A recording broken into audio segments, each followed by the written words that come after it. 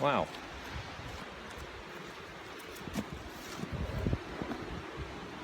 Oh, hello.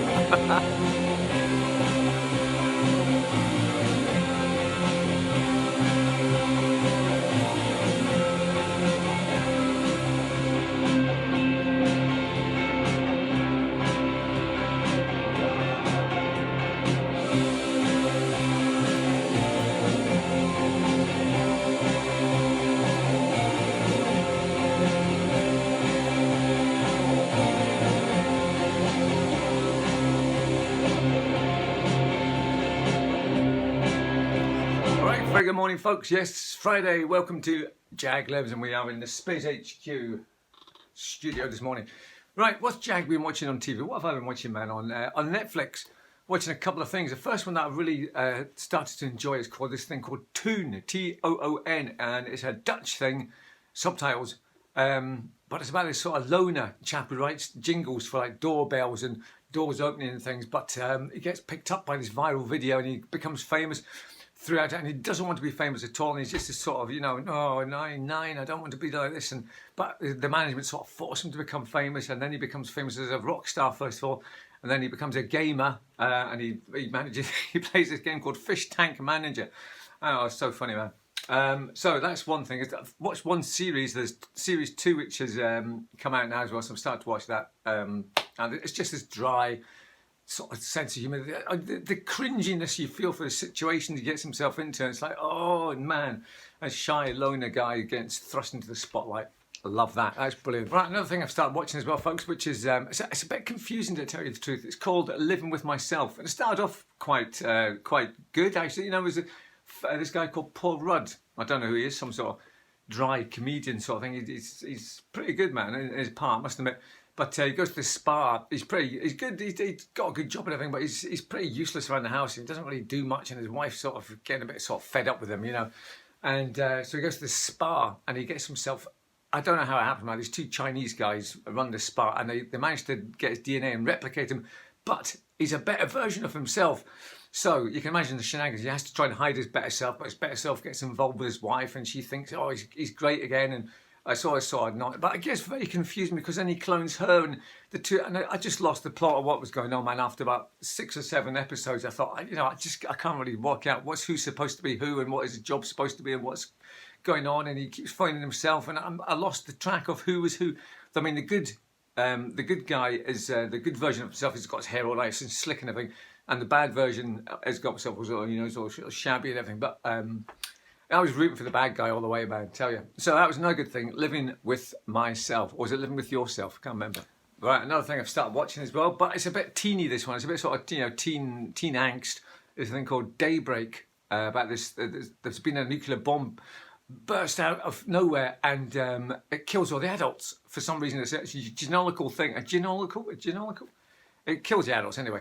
And there's a few of them left though, but they're all zombies sort of thing, So the kids are running riot, and it's like a young version of Mad Max, shall we say? And it's like he talks to the camera quite a lot, and he gathers his little crew about him and things, It's all right, I suppose, but it's not. I don't think I'll be watching it for maybe I'll just watch the first series. It's kind of chewing gum for the brain, really. It's more sort of for teenagers, obviously, but keeps me in touch with the kids, man. Yo, douche.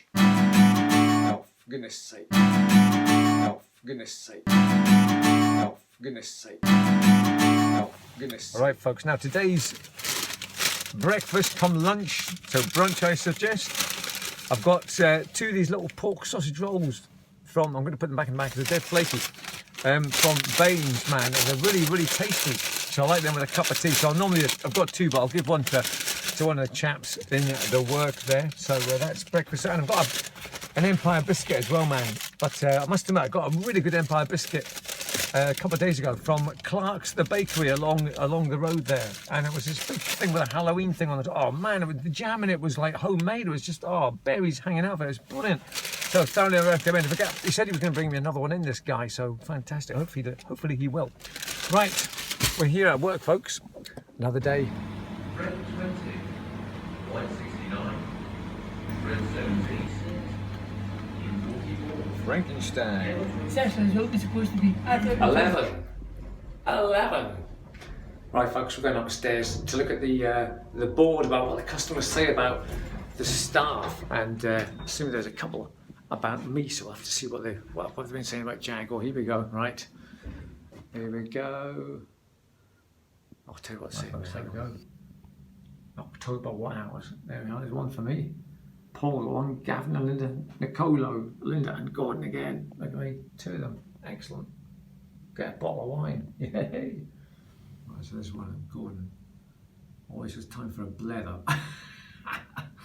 Oh yes, awesome. Very good. A blether with Gordon. A blether. So everybody seems to think I blether, which is good. Another one there. Gordon. Great. What was he all about there? Just friendly caller. There you go. Fantastic. Right, folks, we're going to do a battle of the Empire biscuits, or Belgian biscuits, I think they're called. So there's one from Clark's, the bakers. Nice Halloween witch on it with a cauldron. There she goes. Got a couple of bats up there as well. Is that a bat? No, it's a broom. Sorry. Nice jam filling in that one there. And here's the one from Baines. Again, it's got a nice jelly tot on it. Well, the yellow one. I wanted a red jelly tot, but never mind. And again, you can see a nice jam filling there in between 2 layers of biscuit. Now, I do like a Belgian biscuit, I must admit, mate.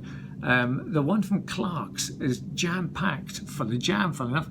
And it's got like various things in it. It's really tasty, really nice jam, big thick biscuit, and that icing thing is just really tasty as well, man.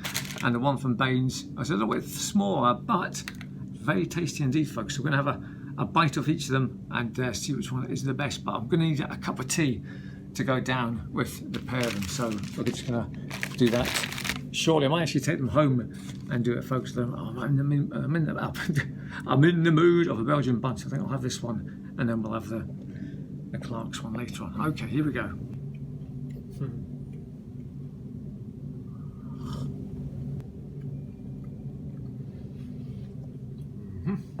Right, folks, the results are in off the Belgian biscuits now. It was very close, I must admit. This one here, the one's from Baines, it's got a nice base on it. It's quite a sort of a notey feel. You know, when you bite into it, you get sort of that oaty taste on it for the base. But this one here from Clark, this is the winner, man, by far the best. It's got a lovely, it's the jam inside it, man. The jam just makes all the difference. It is, as I said, jam-packed with jam, and the biscuit is really nice, man. It crumbles deliciously. And we have that icing on top, which just makes it even better. So yeah, for me, this one is by far, it's massive as well, man. Look, I get loads of it. So fantastic, that's the winner. A good close second place though to the Baines bun. Maybe if I had the red jelly tot on it, that might have just made it even with it. But so there we go, fantastic. Well done to Clark's, brilliant product, must say.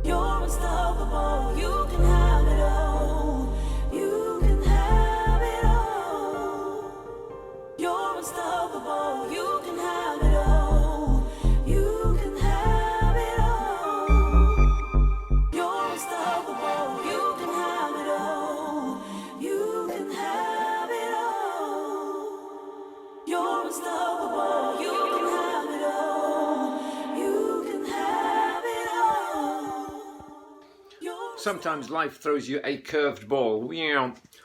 So, had tea all prepared. It was going to be fish with those potato noise things, whatever they're called, with fish and peas. But Rosie phoned up and said, no, don't put anything in the oven for me.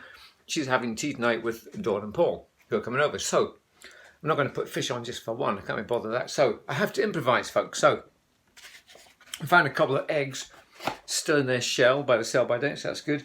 We found some butter. Yeah, that's also good. Some cheese. Yes. You know I'm going with this. I've got some bread and some baked beans. So tonight, folks, for tea, I'm going to make myself an omelette. And with beans, cheese and beans, I don't know. Well, think about it. We'll start with the omelette anyway. Here we go. Boom. Boom. 2 eggs. There we go. 2 eggs.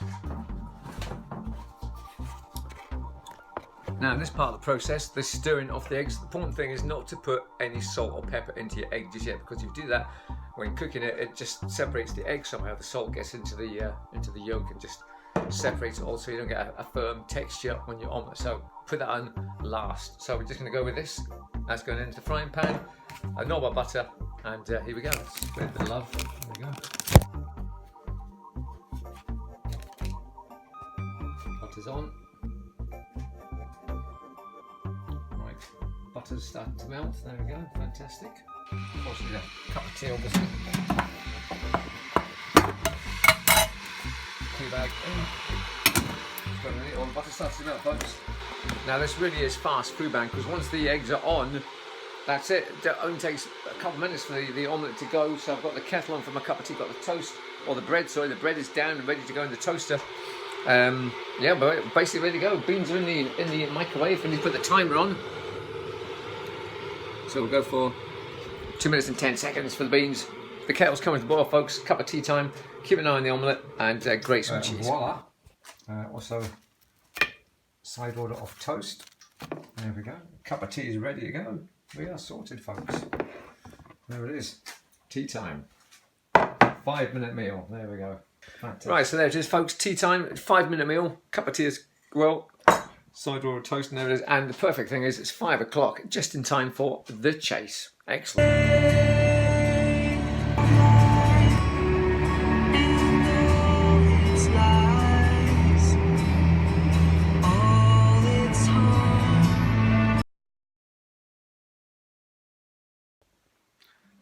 Right, it's an old hetero song, but don't let the kids watch it, man, because it's got a bad word there, a bad swear word. Sitting there reading on the sofa, I couldn't get more chill if I tried. When I popped down to my local Chinese, I like my food to be well fried. So what do you say to that there? Get out of my life, you motherfuckers. Get out of my life, get down the drain. Get out of my life, you motherfuckers. Yeah, get out of my life, you worthless stain. So I get up from sitting on the sofa. I can't be more chilled once again if I try. So I try to do something like DIY. I'm so useless, so why do I even try? Oh, what'd you say to that there? Get out of my life, you motherfuckers. Get out of my life, get out of my brain. Get out of my life, you motherfuckers.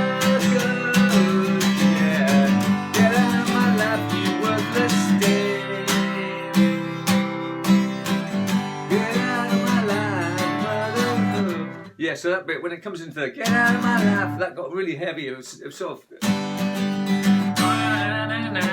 Yeah, anyway, you can imagine. Right, so as I said, sorry about the bad word, isn't it? But there you go.